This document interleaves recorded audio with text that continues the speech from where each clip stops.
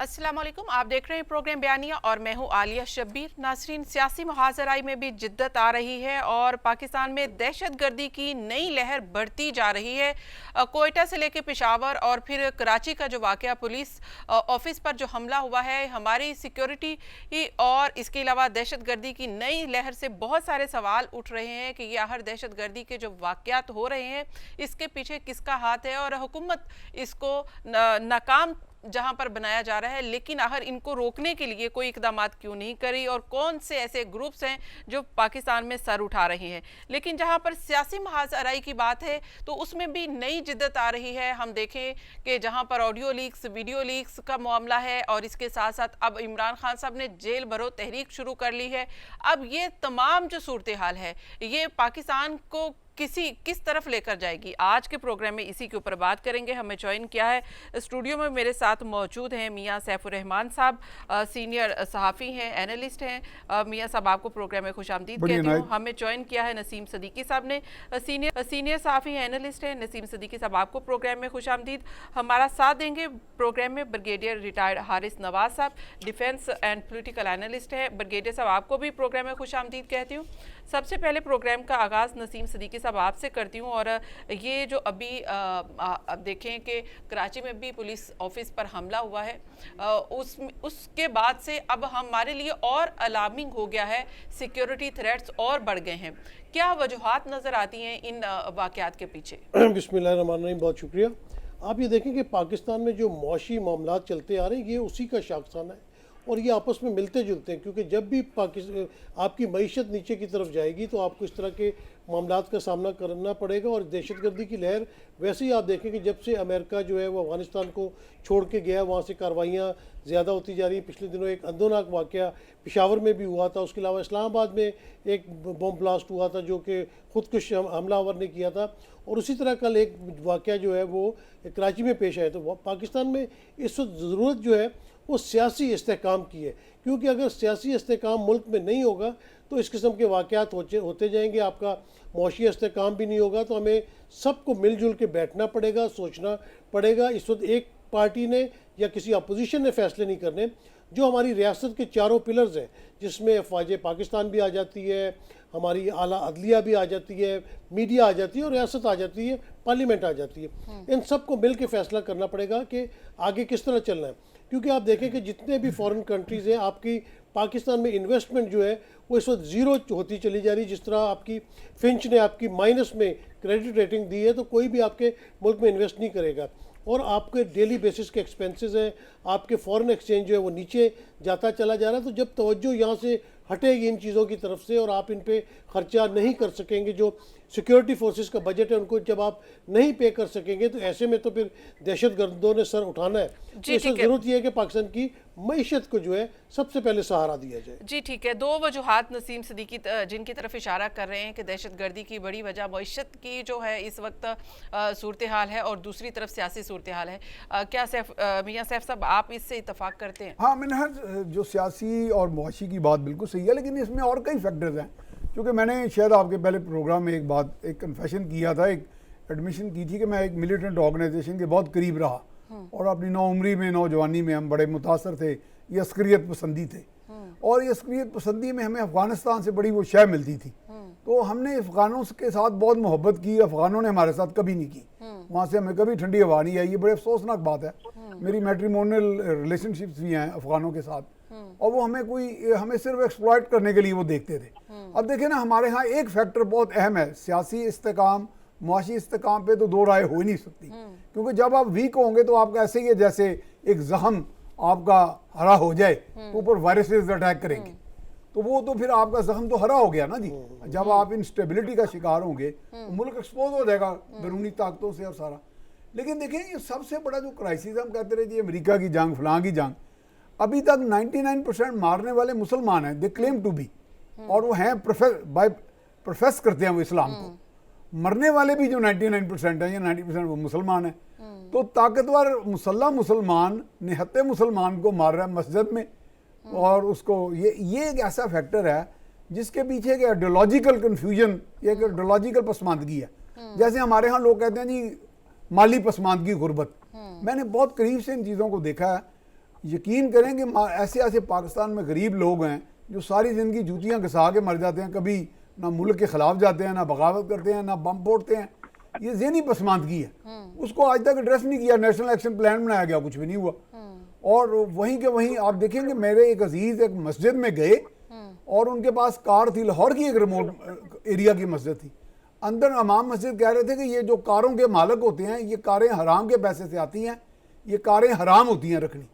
वो कहते हैं मैंने नमाज का जो सजदा मैंने किया तो मैं भाग गया कि ये ना हो कि मुझे यहाँ ब्लास्ट कर दें लोग। तो अभी आपके मुआशरे के अंदर तीली लगाना एक इतना आसान काम है। वॉलेटिलिटी जो सोशल है वो बहुत ज़्यादा है। अभी हम कन्फ्यूजन देखें ना, आज मुझे एक दोस्त कह रहे थे, वो बहुत बड़े सीनियर सहाफ़ी हैं, मेरे साथ वो 40 साल की रफाकत है, कहेंगे देखो जी मोदी बड़ा कामयाब हो गया कराची में। मैं क्या, मोदी एक आइडेंटिफाइड दुश्मन है। जब आप क्लियर नहीं होंगे अपने परसेप्शन में, अपने सोच में, आप इसलिए अच्छी स्ट्रेटेजी नहीं बना सकेंगे। मोदी का आप कुछ नहीं बिगाड़ सकेंगे, वो तो फिर फुल स्केल वॉर करें। वो जो दुश्मन आपके सफ़ों में बैठा हुआ है, आस्तीन का सांप, उसको जो मेरा मुसलमान भाई और मेरे मुसलमान भाई को मार रहा है और मोदी के कहने पे मार रहा है, जाहिर है कि अपनी सोसाइटी तो हमने अपने आस्तीन के सांपों को पकड़ना है, उनके ऊपर हम फोकस करें, इस ग्लोरी थ्योरी से बाहर जाएं। अफगानों ने फतह कर लिया जी अमेरिका को, बड़ी खुशी की बात है। अच्छा जी, क्या पाकिस्तान को अमेरिका फतेह कर सकता है? सवाल ही नहीं पैदा होता। अगर अफगानिस्तान इनवल्नरेबल है तो पाकिस्तान भी अल्लाह के फजल से है। क्या वो नेपाल को कर सकता है? नहीं। ऐसी जी ठीक है। ब्रिगेडियर साहब, आपकी क्या राय है कि जो हालिया दहशतगर्दी के वाक़यात है, इसके पीछे हमारे अंदरूनी हालात हैं, या फिर आप ये समझते हैं कि बैरूनी तौर पर दुश्मन जो है इस बार हमें एक बार फिर चैलेंज कर रहा है? देखें आलिया, बात यह है कि इसमें दो चीज़ें। नंबर वन कि जाहिर है कि बैरूनी तो हम बिल्कुल आउटराइटली मैं कहता हूँ कि इसमें रॉ इन्वॉल्व है और हमारे दुश्मन इन्वॉल्व है जो चाहते हैं कि पाकिस्तान में स्टेबिलिटी ना हो और अफगानिस्तान में स्टेबिलिटी ना हो साथ। इसलिए कि अगर अफगानिस्तान में स्टेबिलिटी होगी तो इससे पाकिस्तान में अमन होगा, नंबर वन। नंबर टू ये है कि उसके साथ फिर हमारी सेंट्रल एशिया से कनेक्टिविटी हो जाएगी सीपैक के लिए, और ये बहुत बड़ी हमारी इकोनॉमिक जंप होगा जो वो नहीं चाहते। इसलिए बलूचिस्तान में भी प्रॉब्लम है और यहाँ पर भी प्रॉब्लम है। सेकेंड ये है कि हमारे अंदर बहुत प्रॉब्लम है। जब पोलिटिकल गैर इस्तेकाम होगा, मुआशी हालात खराब होंगे, लोगों के पास खाने पीने के लिए नहीं होगा, तो फिर वो ऐसे लोगों के हॉस्टाइल एजेंसी के हाथ में खिलौना बन जाते हैं। उनको पैसे की जरूरत होती है, लालच में आ जाती है और वो फिर इस तरह के काम शुरू कर देते हैं। नंबर 3 बात देखें, ये एक और सबसे अहम बात है, टेररिस्ट की कोई आइडियोलॉजी नहीं है, कोई रिलीजन नहीं है। ये सिर्फ मिसगाइडेड कॉन्सेप्शन है जिसको लेके वो सारे जो पर्सन करते हैं, इंड्यूसमेंट करते हैं और हालात खराब करते हैं। बिल्कुल इनको रिलीजन का पता ही नहीं है। कोई मुसलमान इस्लाम में हो वो कभी ऐसी मस्जिद में या ऐसा काम नहीं कर सकता, क्योंकि वो ज़्यादा हमारे इस्लाम में है कि जिसने एक इंसान को कत्ल किया पूरी इंसानियत को कत्ल कर दिया। जी बिल्कुल। अच्छा, उसके बाद सेकंड ये कि जिस तरीके से ये करते हैं, इनोसेंट सिविलियंस को मार देना, मस्जिद में मार देना, ये कोई नॉर्मल इंसान करें जिनको पता नहीं रिलीजन का, वो लोग करते हैं। फिर उसके साथ सबसे बड़ी देखिए, आर्मी पूरा अपना काम कर रही है। इंटेलिजेंस से जो आप लॉ एनफोर्समेंट एजेंसीज है, इंटेलिजेंस बेस्ड ऑपरेशन भी कर रहे हैं, उसके बाद शहादतें भी दे रहे हैं। अभी 3 महीने के अंदर आप ये देखें कि इन्होंने तकरीबन 16 काउंटर टेररिज्म ऑपरेशन किए, जिसमें 39 टेररिस्ट को मारा और 19 टेररिस्ट को पकड़ भी ली। लेकिन ब्रिगेडियर साहब, जहाँ पर आप ये कह रहे हैं कि हमारे जो जाहिर है कि सिक्योरिटी इदारों के जवानों ने शहादत भी दी है, दहशतगर्दों को भी मारा है, उनके जो इरादे हैं उनको भी नाकाम बनाया है, लेकिन वहाँ पर ये जो कराची ऑफिस में जो वाक़या हुआ और उसके बाद पुलिस का जो एक्शन था और उसके पास जो जिस तरह से पुलिस एक्शन कर रही थी, उसके साथ तो हमदर्दी हो रही थी कि जैसे पुलिस के जवान जो है उस ऑपरेशन में हिस्सा ले रहे थे कि यानी कि उनके पास तो कोई साजो सामान ही नहीं है और वो दहशतगर्दों का मुकाबला कर रहे हैं। इसमें देखें, इसमें आप ये हैरानी कि हमारे मुल्क में प्रॉब्लम ये है कि एक इंसिडेंट पेशावर का हुआ, एक हफ्ते के बाद हम सब भूल जाते हैं, बिल्कुल भूल जाते हैं कि हम काउंटर मुहैया नहीं करेंगे। ना आपकी जब इंटीरियर मिनिस्टर राना सनाउल्लाह साहब 24 घंटे बदजुबानी इस्तेमाल करते हैं और हरासमेंट करते हैं, पोलिटिकल विक्टिमाइजेशन करते हैं। क्या कह रहे थे कि जी हमने तो सोचा था कि टेररिस्ट जो है वो सिंध और पंजाब में आएंगे नहीं, ये हमारा ख्याल था ये वहां तक रहेगा। हमें ये एक इररिस्पॉन्सिबल स्टेटमेंट आपका एक इंटीरियर मिनिस्टर दे। आप सोचेंगे इसका मतलब कितनी हमारी कमजोरी है। आपको नहीं पता कि PSL पंजाब में और सिंध में हो रहा है, और जो मकसद था उन टेररिस्ट का और वो जो इसमें इन्वॉल्व थे जिन्होंने पाकिस्तान में 5th जनरेशन वॉर अटैक किया हुआ है, वो उनका मकसद ये था कि एक इंटरनेशनल मैसेज चला जाए कि पाकिस्तान में फॉरेनर, पाकिस्तान में किसी वक्त भी कोई धमाका हो सकता है, जिंदगी को खतरा है, इसलिए आप ना आए। जो वो मैसेज देना चाहते थे वो उन्होंने कन्वे कर दिया। नंबर 2, पुलिस लाइंस में इस तरीके से 3 टेररिस्ट जाने का, और वो भी CPO के ऑफिस में, इंतहाई से हमारे लिए सोच का मकाम है कि आपने एक इतने बड़े ऑफिस को गार्ड करने के, जब पंजाब KPK में हो गया, मस्जिद में पुलिस लाइन में लोग आ गए, आपने क्या सिक्योरिटी मेजर दिए थे? क्या आपने सोचा कि बिल्डिंग को प्रोटेक्ट करने के लिए कभी हो तो कैसे गार्ड कहाँ खड़े होंगे, उसको कवर कौन सेंट्री करेगा, कोई करेक्शन फोर्स कैसे आएगी, कितनी जल्दी में हम ये ऑपरेशन कर लेंगे? नथिंग। बैक साइड पे सारे फॉलोअर्स क्वार्टर हैं, उनके क्वार्टर हैं सिविलियन पुलिस के, वो उधर से घुसे हैं, आके बड़े घर से कर दिया। क्या मैसेज हम देते हैं? और उसके बाद 300 लोग आपके पुलिस के खड़े हैं मारने के लिए, 303 लोगों के लिए, और जो हाल देखने का था।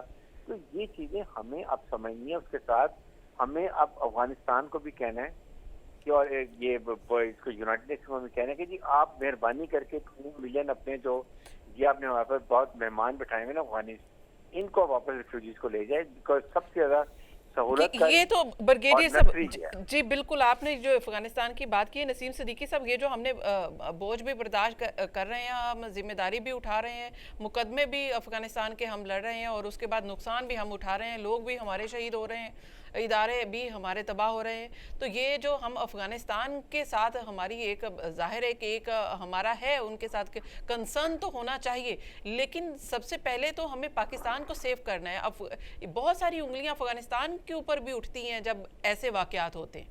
आलिया, बिल्कुल इसमें तो कोई दो राय है ही नहीं कि अफगानिस्तान की सरजमीन जो है पाकिस्तान के ख़िलाफ़ दहशतगर्दी के लिए इस्तेमाल हो रही है।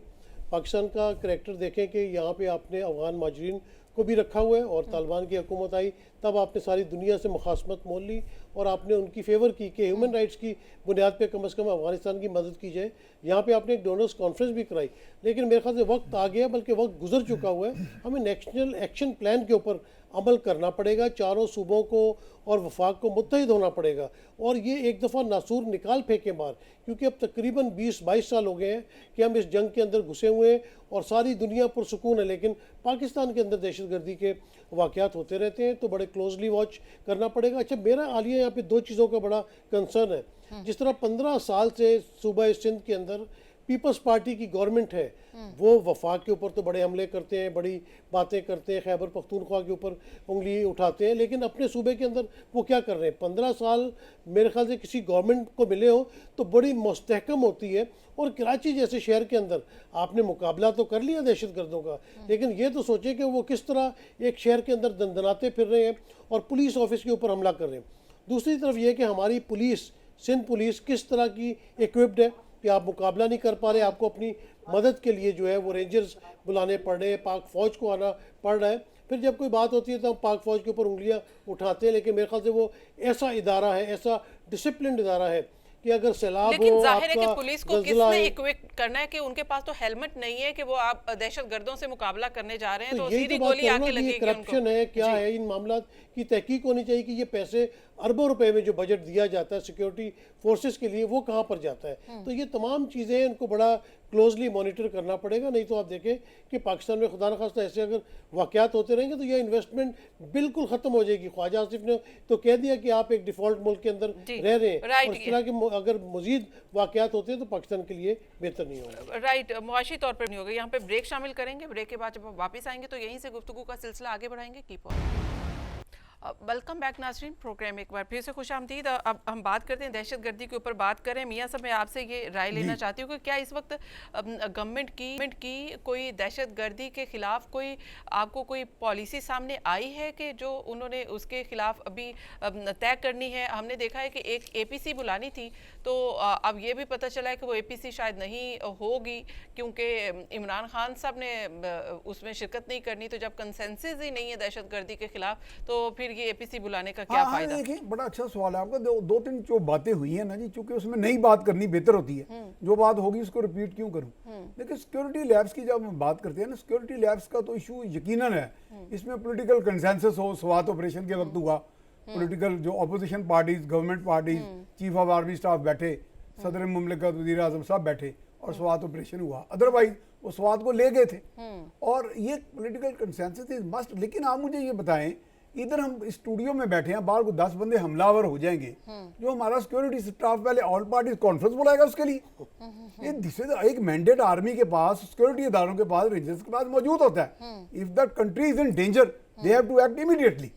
उसी वक्त क्विक रिस्पॉन्स होती है कि आप उसको कहें जी जरदारी बैठेगा, इमरान बैठेगा, फैसला करेगा तो हम उतनी देर बम खाते रहेंगे। This is all rubbish. उनके पास मैंडेट होता है कि फौरी क्विक रिस्पांस का, क्विक स्ट्राइक नहीं का। तो ये हुकूमत जो कंसेंसस डेवलप करना चाह रही थी, ये आपके पास सिक्योरिटी एक पूरा अपरेटस है, वो किस काम का है। दूसरा 2-3 चीजें मैं बात करूंगा, उसमें से आप खुद ही नतीजा अखज़ कर लें, हो सकता है ब्रिगेडियर साहब ज्यादा बेहतर बताएं। एक तो मैंने चीफ मिनिस्टर थे जब ये शहबाज शरीफ, इन्होंने इंटरनल सिक्योरिटी पे हमारी एक मीटिंग बुलाई एडिटर्स की, मैं उसमें बैठा उनके साथ ही था। उन्होंने जब अपनी बात खत्म की, मैं कहा जी आप इंटरनल सिक्योरिटी का कंसेप्ट जानते हैं? उन्होंने कहा जी आप मुझे हूट करें। मैं कहा नो सर, मैं एक बात करना चाह रहा हूँ as the chief executive of this province, biggest province. आपको किसी एजेंसी ने बताया कि लाहौर में जहाँ बैठे हैं या रावलपिंडी में 40-40, 50-50 लाख नजायज क्लाशनकोव्स, रशियन वेपन, इसराइली वेपन, उजीज मैंने अपनी आंखों से देखे हैं। जिस दिन कोई सिचुएशन ट्रिगर हुई, आप तो तालिबान को कह रहे हैं पाकिस्तान के अंदर, लाहौर के अंदर, पिंडी के अंदर, शहरों के अंदर ऐसे लोग बैठे हैं जो टफीज है, उसी वक्त वेपन बाहर आएगा तो गदर कौन सा आप कह रहे हैं? आर्मी लड़ेगी तो गदर होगा, या तालिबान आएंगे तो गदर होगा। आपके अंदर टेररिज्म पल रही है। तो ये चीजें वो कहेंगे हाँ जी वो फिर मैं एक्शन करूंगा तो एक खास तबका नाराज हो जाएगा। और इसके अलावा मैं सिर्फ एक और बात कोट करूंगा, आप जो मर्जी नतीजा अखज़ करें। मैं एनडीयू में था तो जनरल मुशर्रफ आए, जब वो चीफ ऑफ आर्मी स्टाफ और प्रेसिडेंट थे। हमने कहा जी ये क्या हो रहा है, आपकी मिलिट्री पोस्ट पे हमले हो रहे हैं। उन्होंने कहा जी हाँ हमारी मिलिट्री पोस्ट स्कैटर्ड है, बड़ी बड़ी दूर फासले पे हैं, और एक में दे आर मैंड बाय 5 और 10 पीपल। उन दिनों शायद ये था, बाद में उन्होंने इंप्रूवमेंट की। और उन्होंने कहा जी वो जत्था आता है कोई 50 बंदों का, and they are equipped with the most modern weapons. तो वो लेकिन वो जाहिर है कि वो उनको तो फिर जाहिर है कि जैसे कि ये देखें कि रॉ होगी और इधर उधर से उनको मदद मिलती थी। नहीं जी रॉ भी छोड़ें, आप बताएं इधर आपको मैं पब्लिक टीवी पे कौन सा वेपन चाहिए, यहाँ मैं एक फोन करूँ आ जाएगा। और ये बातें मैंने आर्मी के कमांडर्स को भी कही हैं। तो ये लाहौर में अगर अल्हम्दुलिल्लाह एटमी मैं नाम ले लेता ऐसी भी कोई बात नहीं है। एटम को छोड़े, एटम से तो नहीं हम करेंगे। कलाशनकोव, पशपशे, ब्रिगेडियर साहब को नाम पता है, कलाकोव, रॉकेट लॉन्चर्स, ये these are available in the market. और उसमें इसराइली ब्रांड की उसी है, उसमें इंडियन ब्रांड की है। क्योंकि जो आदमी वेपन उठाता है ना सोसाइटी के अगेंस्ट, उसको कोई नेशनलिटी नहीं होती, रिलीजन तो होता ही नहीं उसका, वो पाकिस्तान का सच्चा नहीं होता, चाहे वो तालिबान है, चाहे टीटीपी है, चाहे एटीपी है। जी ठीक है, ब्रिगेडियर साहब ये जो बात कर रहे हैं मियां साहब के ये जो ये एपीसी बुलाने के लिए किसी भी कोई दहशतगर्द हमला करता है तो फिर किसी फौज को या वहां पे फोर्सेस को किसी एपीसी की जरूरत नहीं होती, वो तो वहां उनके पास तो मैंडेट ऑलरेडी है। तो ये एपीसी जो बुलानी थी, कंसेंसस डेवलप करना था, उसने दहशतगर्दी को काउंटर करना था या हमारे सिक्योरिटी इदारों ने करना था? ये जरा समझा दें आप हमें कॉन्सेप्ट। पहले तो आलिया देखें, मुझे ये बताइए कि अवाम पार्लियामेंट में अपने नुमाइंदे क्यों लेकर आती है, और वो नुमाइंदे फिर हुकूमत में आके हुकूमत का निज़ाम चलाते हैं, और उसमें वो अवाम के जानो माल, उनकी फलाह बहबूद, उनकी तरक्की, उनकी लिखा हर चीज़ की आसानियाँ पैदा करते हैं। इसलिए एपीसी ऐसे मौके पे क्यों बुलाई जाती है? आप जब मैंडेट अवाम ने दिया कि आपने हुकूमत पाकिस्तान की इंटरेस्ट फैसले करने तो आप करें, आपको क्या जरूरत है? आप हुकूमत बुलाए और आर्मी आर्म फोर्स को ऑर्डर दे, वो अपना पूरा काम जो पहले करते रहेंगे। ये एपीसी जो होती है पोलिटिकल स्टंट होता है। आपने एपीसी बुलाई, यदि इमरान खान नहीं है भाई, आपने एपीसी बुलाए तो फिर एपीसी बुलाना के इमरान नहीं आएगा तो बाकी एपीसी तो आपकी पूरी 13 जमातों की बैठी हुई है तो कैबिनेट। वो तो फिर कैबिनेट है ना, कैबिनेट डिसाइड कर सकती है। तो इस ब्रिगेडियर साहब, जी, बिल्कुल। इस एपीसी का एजेंडा क्या था, क्या मैंडेट लेना था? जैसे कि मियां इनका साहब ने कोई कहा है कि mandate नहीं है। जी, क्या मैंडेट लेना था, क्या ऑपरेशन करना चाह रहे थे? ये गवर्नमेंट कोई ऑपरेशन का इरादा रखती है? सिक्योरिटी फोर्सेस को किसी परमिशन की जरूरत है, किसी ऐसे मैंडेट की जरूरत है कि किसी इलाकों में ऑपरेशन किया जाए? तो उसके लिए ये एपीसी थी। मुसल्ला फौज already they are in state of war, वो पूरे ऑपरेशन कर रहे हैं। अभी आपको मैंने बताया कि उन्होंने 3 महीने के अंदर 19 anti terror counter terrorism operation किए हैं, 39 को मारा है, उसके बाद बहुत लोगों को अरेस्ट भी कर लिए। ये एपीसी वाला होता है पॉलिटिकल स्टंट के जी बैठे एपीसी में इमरान खान को फिर जब बुलाना है तो फिर बुलाएं कि जी आए, टेररिज्म भी बात करेंगे, हम इकोनॉमी भी बात करेंगे, हम इलेक्शन में बात करेंगे, हम सियासत में बात करेंगे। तो आप फिर वो आता भी और आके बैठ जाता, उसके बाद कोई रीजन होता है इनकार करने के। आप कहेंगे एपीसी में टेररिज्म बात करेंगे, वो नहीं आएगा। आपको पता है वो अकड़ के बैठा हुआ है, उसने उसकी भी सोच अपनी है कि जब तक मुझे पॉलिटिकल एडवांटेज नहीं होगा मैं नहीं आऊंगा। इसलिए ये अभी इस स्टेज के ऊपर हमें ये एक तो पूरी हमें अपनी आवाम का यूनिटी चाहिए, हार्मनी चाहिए कि सबकी सोच एक होनी चाहिए कि हमने मुल्क से टेररिज्म खत्म करना है, हमने रिलीजियस एक्सट्रीमिज्म को नहीं फंदे फूलने देना। कोई भी जो स्टेट के खिलाफ वेपन उठाता है, उसको चाहे वो किसी पार्टी का हो, उसको कंडेम करना ये बहुत जरूरी है। मुसल्ला फौज कुछ भी नहीं कर सकती जब तक पूरी कौम जाहिर है कि सिंबॉलिक जेस्चर भी होना चाहिए, यूनिटी नजर आएगी तो आपकी जो फोर्सेस हैं वो भी दहशतगर्दी के खिलाफ मुकाबला कर सकती हैं। नसीम सिद्दीकी साहब, एक तो मियां साहब भी कह रहे थे, ब्रिगेडियर साहब की आपने बात सुनी, एपीसी बुलाई जानी थी और उसका मकसद जो गवर्नमेंट ने बताया कि वो दहशतगर्दी के खिलाफ कोई प्लानिंग थी, कोई एक्शन था या कोई ऑपरेशन करना चाहते थे, उसके लिए वो कंसेंसस चाहते थे। लेकिन इमरान खान नहीं आए। एक तरफ तो इमरान खान इस मुल्क के सबसे बड़े खैरखा हैं, दूसरी तरफ जब मुल्क को खतरा है तो उसके लिए साथ बैठने को तैयार नहीं है। देखिए, बकौल पीडीएम जो है वो इमरान खान कोई सियासी जमात तो है नहीं, पीटीआई है, इमरान खान कोई सियासतदान नहीं है, मुल्क को दिवालिया के करीब ले गया था। दूसरी पार्टी रह जाती जमात इस्लामी, जिनकी कोई इतनी बड़ी काबीना के अंदर या असेंबली के अंदर उनकी स्ट्रेंथ नहीं है। तो 13 जमातें तो ऑलरेडी पीडीएम के अंदर मौजूद हैं। इन्होंने और किसके साथ अपना जो है कंसेंसस करना है? खुद बैठ जाए, आप असेंबली का इजलास बुला लें, वो ज़्यादा लेजिटिमेट है। असेंबली से कोई बिल पास करवा रहे, सब लोग आप वहाँ मौजूद हैं। असेंबली में तो आप जाते नहीं हैं, आपसे कोरम पूरा नहीं होता। आधी असेंबली जो है वो आपकी वैसे खाली पड़ी हुई है। जब पीटीआई ने जाने का अंदिया दिया तो आपने उनके इस्तीफे कबूल कर ली। तो ये नॉन सीरियसनेस जो है वो आपको हुकूमत की तरफ से नज़र आएगी। जो हमारी सिक्योरिटी फोर्सेज है, पाक अफवाज है, वो अपनी ड्यूटी भरपूर अदा करते हैं और उन्हीं की कुर्बानियों की वजह से पाकिस्तान बचा हुआ है। इनकी सीरियसनेस आप ये देख लें, इनको आवाम का इतना ख्याल नहीं कि 5 या 10 ट्रैफिक कांस्टेबल या ट्रैफिक वार्डन उस सड़क पे भेज दें ताकि वहाँ पे ट्रैफिक कंट्रोल हो जाए। फिर जिस तरह इनका सारा जहन ये लगा रहता है कि एसएचओ को मैसेज आ रहा है कि जी शेख रशीद को धक्का दे देना, फवाद चौधरी के ऊपर कपड़ा डाल देना। जब हुकूमत की ये सीरियसनेस होगी, इस किस्म की हरकतें करेंगे तो वो कहाँ से जाके आप दहशतगर्दों को पकड़ेंगे? इंटेलिजेंस एजेंसीज को आप जो है लोगों की ऑडियो वीडियो टेप्स करने के पीछे लगाया गया। आप जो है सियासतदानों की जो ब्यूरोक्रेसी, उनकी जजेस की आप ऑडियो लीक्स कर रहे हैं। जब आपका मेंटल लेवल ये होगा, मेंटेलिटी ये होगी, तो ना तो आप पाकिस्तान की मईशत दुरुस्त कर सकते हैं, ना ही आप ये जो दहशतगर्दी का इस वक्त बखेड़ा हमारे सामने आ रहा है इसको कंट्रोल कर सकते हैं। तो हुकूमत को सीरियसनेस चाहिए। बिल्कुल सैफ साहब ने सही कहा, ब्रिगेडियर साहब ने भी सही कहा कि इनको किसी एपीसी की ज़रूरत नहीं है। नेशनल एक्शन प्लान बना हुआ है, उसके ऊपर अमल दरामद करें, सीरियस होकर बात करें। अब जब पाकिस्तान का वज़ीर दिफा ये बयान देगा कि मुल्क डिफ़ॉल्ट कर चुका है तो हमारे दुश्मनों को क्या मैसेज जाएगा? तो बयान बड़े सोच समझ के देने चाहिए। प्रेस कॉन्फ्रेंसेस छोड़ दें। सुबह से आप उठते हैं, रात तक इमरान खान की गर्दान करते रहते हैं, उसको छोड़ें।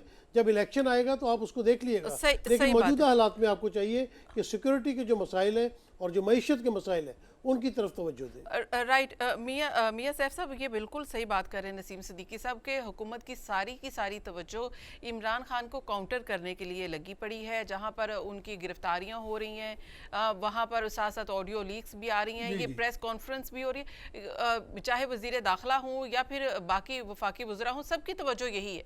किसी की बाकी परफॉर्मेंस के ऊपर कहीं तवज्जो नहीं है, यही काम कर रहे हैं। तो यहाँ से तो ये आहर इस सारे सियासी मसले से, सियासी बहरान से हम कब निकलेंगे? बिल्कुल, मैं देखें वो इसको तस्दीक या तरदीद की बात नहीं है, मैं ये कह रहा हूँ इसमें हम एनालिसिस करें लॉजिकल एनालिसिस यही बनता है कि जो ड्राइविंग सीट पे बैठा हुआ है वो किस लिए बैठा ड्राइविंग सीट पे, अदम एतमाद के नतीजे में आया, स्टैब्लिशमेंट के नतीजे में आया, अमरीकी साजिश के नतीजे में आया, आफ्टर ऑल वो उसकी कोई कमिटमेंट्स तो है ना जी, उन कमिटमेंट्स में प्रायोरिटाइज आप कैसे करेंगे?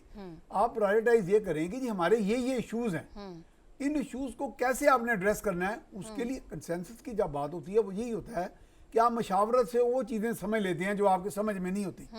और हमारे ये देखें, मैं एक दफ़ा गवर्नर हाउस में 7-8 एडिटर शहबाज गिल के साथ बैठे थे, तो मैंने कहा यार ये बात हम यू टर्न की बड़ी शुरू कर देते हैं, बहस फलां बात है।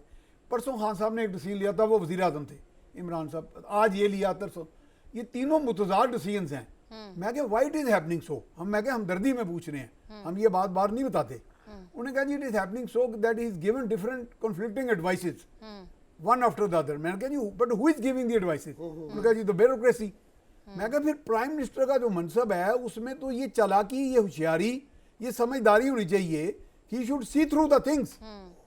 अगर वो सी थ्रू द थिंग्स नहीं कर सकेगा तो जो भी भोला आदमी आगे बोले बादशाह को जो भी बात कह देगा वो मान लेगा। हाँ, वो तो इमरान अगले खान साहब दिन तो आप कहते उसमें U-turn ले लेंगे। इमरान खान साहब तो कहते थे कि मुझे तो ये बात ये बातें से मैं अक्सर- डायरेक्ट जो हुई मेरी तो मैं कर रहा हूं। हाँ, वो तो ये अक्सर ये कहा करते थे कि मुझे टीवी से पता चला कि ऐसा नहीं, कुछ देखिए भी ये होगा। मैं अगर प्राइम मिनिस्टर छोड़ के मैं अगर इस टीवी का हेड हूं ना तो मुझे इसकी चीज की सजा देनी चाहिए कि मुझे पता नहीं था। जी ठीक है, आप राइट, ब्यूरो चीफ हैं, आप कहें जी मुझे पता ही नहीं है। जी ठीक है। यहाँ पे शामिल करेंगे एक ब्रेक, मजीद बात करेंगे एक ब्रेक के बाद। Keep watching. वेलकम बैक नाज़रीन, प्रोग्राम एक बार फिर से खुशामदीद। बात करते हैं कि इस वक्त जहां पर मुल्क में सिक्योरिटी चैलेंजेस बढ़ते जा रहे हैं, दहशत गर्दी के पे दर पे वाक़यात हो रहे हैं, वहीं पर इमरान खान एक बार फिर जेल भरो तहरीक शुरू करने जा रहे हैं और उसमें हर रोज़ 200 के करीब लोग जो हैं वो गिरफ्तारियां देंगे, जिनमें कारकुनान शामिल हैं। इसके ऊपर तो बात करते हैं कि इमरान खान सब भी गिरफ्तारी देंगे, लेकिन ये सिक्योरिटी पॉइंट ऑफ व्यू से ये कैसा रहेगा? नसीम सिद्दीकी साहब, आपकी जानिब आती हूँ। ये इस वक्त जो इमरान खान साहब जेल भरो तहरीक शुरू करने जा रहे हैं, जहां पर दहशत गर्दी के वाकयात हो रहे हैं, साथ साथ लोग अगर इस तरह से बाहर निकलते हैं और शायद अगर हुकूमत गिरफ्तार नहीं करती तो फिर धरना भी हो सकता है, तो ऐसी सूरत में सिक्योरिटी रिस्क कितना बढ़ जाएगा? देखिए आलिया, किसी भी वक्त में पॉलिटिकल एक्टिविटीज़ के ऊपर कोई पाबंदी नहीं होनी चाहिए। अपोजिशन जो है वो हमेशा इस किस्म के जो है वो एक्टिविटीज़ करती रहती है। जब पीटीआई की गवर्नमेंट थी तो धरने भी हो रहे थे, लॉन्ग मार्च भी हो रही थी। अगर पुरअमन तौर पे आप कोई भी चीज़ करती हैं तो उसमें कोई हरज नहीं। आज ही हमारी जो है वो इमरान खान साहब से जमान पार्क में मुलाकात हुई थी, तो उन्होंने कहा था कि हम जो है वो लॉन्ग मार्च और धरने इस तरह की चीज़ें भी कर सकते हैं, लेकिन क्योंकि पाकिस्तान की मुआशी सूरत हाल इस वक्त इस बात की इजाज़त नहीं देती, तो लिहाजा हमने जो है वो जेल भरो तहरीक हम शुरू कर रहे हैं। क्योंकि उन्होंने कहा कि देखें, हमने तो अपनी असम्बली असली तोड़ी थी कि आइन कहता है कि 90 दिन के अंदर इलेक्शन होंगे। हमें क्या पता था कि ये आइन और कानून के साथ इस तरह मजाक करेंगे, अदलिया की तज़ीक उड़ाएंगे और ये 90 दिन के अंदर इलेक्शन नहीं कराएंगे। तो उन्होंने कहा हमारे पास इसके अलावा और कोई रास्ता नहीं रह गया। उन्होंने कहा कि हम जो है वो बुध से जो है वो ये जेल भरो तहरीक शुरू करेंगे, जिसमें 200 लोग जो तहरीक के कारकुन हैं वो अपनी पहले गिरफ्तारी पेश करेंगे और ये तहरीक लाहौर से शुरू होगी, उसके बाद ये पिंडी, पेशावर, दूसरे शहरों में भी जाती जाएगी। तो मैंने लेकिन नसीम सिद्दीकी साहब, उनसे ये नहीं आपने पूछा कि इमरान खान साहब से पूछना चाहिए था आपको कि आप पहले अपनी गिरफ्तारी से शुरू करें? आपकी गिरफ्तारी के लिए तो राना सनाउल्लाह साहब पर तोल रहे हैं, लेकिन गिरफ्तारी देने के लिए आप तैयार नहीं हैं। आपने कहा कि आपने ये सवाल क्यों नहीं पूछा और आपको ये पूछना चाहिए था। हमने बिल्कुल ये सवाल पूछा था उनसे, और इसी बात पे कि आपने जो है वो कब आप अपनी गिरफ्तारी पेश करेंगे। उन्होंने कहा था ये जिस तरह राना सनाउल्लाह शोर मचाता है कि ये डर के बैठ गया, कहते हैं मैं तो जमान पार्क में बैठा हूँ, सबको पता है कि मैं किस जगह पर बैठा हूँ, आए और मुझे आके गिरफ्तार कर ले। वो कहता है रोज़ ड्रामे करता है, पुलिस को भेज देता, पुलिस वैन वगैरह भेज देता। तो खान साहब ने कहा कि बिल्कुल अगर मुझे भी गिरफ्तार करने आएंगे तो मैं भी गिरफ्तारी दे दूँगा। और उन्होंने कहा कि हमारे जितने भी सीनियर लीडर हैं पीटीआई के वो भी गिरफ्तारी पेश करेंगे, जितने कारकुन हैं वो भी गिरफ्तारी पेश करेंगे। और उन्होंने कहा कि एक सियासी एजेंडे के तौर पे, सियासी चाल के तौर पे हम चल रहे हैं और हम कोशिश ये कर रहे हैं कि पाकिस्तान के अंदर अगर इलेक्शन अनाउंस हो जाते हैं तो ये जो क्योस है ये ख़त्म हो जाएगा, सियासी इस्तेकाम आ जाएगा, सियासी इस्तेकाम आ जाएगा, जिससे हमारी मईशत भी जो है वो पटरी पे चढ़ना जी ठीक शुरू हो है, जाएगी। ठीक है। मियां से बात करें, अभी नसीम सिद्दीकी साहब के खान साहब कह रहे हैं कि मुझे गिरफ्तार करना है तो कर लें। मतलब कि मेरा सवाल करने का मतलब ये है कि आप जब लोगों को निकाल रहे हैं कि जेल भरो तहरीक शुरू कर रहे हैं, तो वहाँ पर फिर आप आकर सबसे पहले खुद गिरफ्तारी दें, फिर आप दूसरों को मोटिवेट करेंगे ना कि आप ये अमल करें। बेसिकली आपका सवाल ये है कि वो किसी भी मिशन पे अगर निकलें तो रोल मॉडल बने। जी बिल्कुल। तो ये ठीक है, वो इसमें तो आप कोई भी राय दे सकते हैं, कोई भी डिबेट को किसी रुख में ले जाएं। मैंने एक तजवीज़ दी थी जो बहुत अरसा पहले मैं यही कहता था, जब फ्लड्स आए हैं हमारे यहाँ, तो मैंने कहा था देखिए पॉपुलैरिटी को एक बहुत बड़ी फोर्स बनाया जा सकता है। देखिए उनके पास एक पॉपुलैरिटी की फोर्स है पूरी, उस पॉपुलैरिटी के, और उसमें आपको हुकूमत के क्लचेस जो होते हैं ना जी, बैसाखियाँ, उनकी जरूरत नहीं होती। मतलब मैंने कहा कि इस वक्त खान साहब कहते हैं मैं ऐसे हुक्म करूंगा, एक जादू की छड़ी घुमाऊंगा, ओवरसीज पाकिस्तानी जो डायस्पोरा हमारा वो इतने अरब डॉलर भेज देगा। मैं कहता हूँ इसमें वो इंतजार क्यों कर रहे हैं? वो अरबों डॉलर मंगाएं और जेन्युइन तरीके से मंगाएं। वो उनकी कश्तियां टेंट लें जो सैलाब ज़दगान है, वहां जाके पहुंचाएं। मियां साहब आपको शायद इल्म नहीं है, अरबों रुपए आए हैं, अरबों रुपए मैराथन में इमरान खान साहब ने इकट्ठा किए हैं, लेकिन डिस्ट्रीब्यूट हुए या नहीं हुए ये नहीं हमें पता। इकट्ठे को भी छोड़ें, हम कहते हैं जी कत्ता नजर इसके कि हुकूमत कोई बैठी है या नहीं बैठी, आपके हाथ में इक्तदार है, इलेक्शन होता नहीं होता। मतलब अगर मुल्क में गदर हो जाए, आज अर्थक्वेक आ जाए, मैं इलेक्शन का इंतजार करूंगा? मैं वही कहता हूँ, ये वही है कि एग्जिस्टेंशियल थ्रेट है मुल्क को, सिक्योरिटी फोर्सेज एपीसी का इंतजार कर रही हैं। ये बिल्कुल नामुमकिन, ये गलत चीजें हैं, इनको वी मस्ट कंडेम इट। लेकिन मियां साहब यहाँ पे मैं आपसे चाहूंगा कि आप मैं कहता हूं कि वो मुझे हाँ एक जी। गाइड करें एक बात के ऊपर। देखिए बात होती है एतबार की, जिस हाँ। तरह अभी एक पाकिस्तानी जो है वो यूएस के अंदर टर्किश एम्बेसी में जाके जी, उसने वो वहाँ 30 पैसे दे मिलियन डॉलर दे दिए। दिए। यानी कि अगर इमरान खान साहब भी ओवरसीज को कहते हैं कि आप पैसे भेजें, मैं तो कह वो रहा इस हूं। गवर्नमेंट के ऊपर एतबार करने पे नहीं गवर्नमेंट को ना है। दें, पीटीआई लेकिन पीटीआई को दिए हैं, आपको इमरान खान साहब को individually भी तो पैसा अरबों आ आए सकता है, हैं, पार्टी को अरबों आ आए हैं, सकता है। मैराथन किए इमरान खान साहब ने, इस लोगों वक्त- ने दिए। इस वक्त सबसे पेश जमात इस्लामी का एक विंग अल खिदमत, वो तुर्की में गए हैं, तुर्की में जाके पूरा काम कर रहे हैं और हर जगह पे वो काम कर रहे हैं। ये तो फ्लड्स के लिए भी गए हैं, लेकिन तो वो ये तो जाहिर है काम के लिए कि उनको गवर्नमेंट की हुकूमती जरूरत सतह नहीं पर है। अच्छा, उनकी प्राइम तो मिनिस्टर जमाइमा ने भी शहबाज तारीफ की थी, मुझे याद जी पड़ता देखिए है जमाइमा ने जमाइमा ने कहा था कि बड़ा अच्छा एंटोनियो काम गटरेस ने करते की हैं। है। जी, ये काम क्यों नहीं करते? मैं कहता हूँ पॉलिटिकल फोर्स को, पॉपुलैरिटी को एक यूजफुल फोर्स बनाएं। पाकिस्तान लेकिन की लेकिन जाहिर है कि जी। पाकिस्तान इसमें इंतजार क्यों कर रहे हैं वो वज़ीर आज़म? क्या वो पहले कहते हैं मैं बेख्तियार वज़ीर आज़म था, आपको बाख्तियार हो जाएंगे वो, आपकी मुसल्लह अफवाज में वो छोड़ देंगे उसको खुला, कभी भी नहीं छोड़ेंगे। अच्छा, ये इस वक्त prime minister of Pakistan Shahbaz Sharif sahab ने भी टर्की का दौरा भी किया, और इससे पहले हमारी जो आर्मी है उसने भी भरपूर रेस्क्यू में हिस्सा भी लिया है, और अब टेंट्स और इस तरह से हमने बहुत सारी इमदाद भी की है टर्की में जो अपने बहन भाई हैं उनके साथ इस वक्त ज़िला ज़दगान की। लेकिन अगर हम मुल्की सूरत हाल की बात कर रहे हैं नसीम सिद्दीकी साहब, इस वक्त जेल भरो तहरीक है। अब इस जेल भरो तहरीक से आप ये कह रहे हैं कि वो सियासी कार्ड है जो खेलना चाह रहे हैं, लेकिन लोग बाहर निकल आएंगे, कारकुनान क्या 200 गिरफ्तारियां, तो हुकूमत कैसे गिरफ्तार करेगी? इमरान खान साहब 200 लोगों को ले भी आएंगे तो हुकूमत तो कह रही है कि भाई जिनके ऊपर मुकदमात नहीं होंगे हम उनको गिरफ्तार नहीं करेंगे। देखिए बात ये होती है कि इस तरह की तहरीकें अलामती तौर पे तहरीकें होती है। बात ये हो रही है कि मुल्क में इस वक्त आइन और कानून की धज्जियाँ उड़ाई जा रही हैं। बड़ा क्लियर आइन के, जब कासिम सूरी साहब ने एक रूलिंग दी थी अदम एतमाद की कि साजिश के तहत आइए में वोटिंग नहीं कराता, लेकिन सुप्रीम कोर्ट ने फ़ौरन एक्शन लिया था कि आइन के अंदर 14 दिन के अंदर वोटिंग का लिखा है, साजिश से आई है या जिस तरह मर्जी आई है आपको वोटिंग करवानी पड़ेगी। बिल्कुल सही किया था, आइन और कानून की पासदारी होनी चाहिए थी। अभी भी आइन क्लियर है कि 90 दिन के अंदर अगर असेंबलीज डिसॉल्व होती हैं, आपने 90 दिन के अंदर इलेक्शन कराना, और महीने से ज़्यादा हो गया पंजाब असेंबली को टूटे हुए और अभी तक इलेक्शन का ऐलान नहीं हो रहा। तो जब इस तरह आइन और कानून की पामाली होगी और ये मुल्क आइन और अपना कानून के ऊपर चल रहा है, तो उसमें आप खामोश होकर तो नहीं बैठ सकते कि सैलाब आया हुआ है या टर्की में जलजला आया। ये दुनिया में चीज़ें चलती रहती हैं। बिल्कुल हमें सैलाब, जिस तरह बात सैफ साहब ने की थी कि हमें चीज़ों को प्रायोरिटाइज करना चाहिए, प्रायोरिटी पे होना चाहिए। लेकिन आपके इलेक्शन कमीशन को ही भरोसा नहीं है कि अगर इलेक्शंस होते हैं तो यहाँ पर तो आपकी जो एडमिनिस्ट्रेशन है, पुलिस है, वो इलेक्शन को बायस कर सकती है। इस वक्त इलेक्शन कमीशन जो है वो तो परेशान बैठा है। इलेक्शन कमीशन किस लिए है? इलेक्शन कराने के लिए। जब इमरान खान साहब ने असेंबली तोड़ी थी उस वक्त कहा कि 6 से 7 महीने लगेंगे इलेक्शन में। अब उनको क्या प्रॉब्लम है और उनको चाहिए कि अगर उनको कोई रोक रहा है, कोई उनको इमदाद नहीं दे रहा या जो चीज़ें उनको चाहिए वो नहीं मिल रही, तो उनको सुप्रीम कोर्ट में जाना चाहिए और उन इदारों के बारे में, उन लोगों के बारे में बताना चाहिए और कहना चाहिए कैटेगोरिकली कि हम तो इलेक्शन कराना चाहते हैं, क्योंकि अगर आइन और कानून की पामाली होगी तो आर्टिकल 6 लगेगा।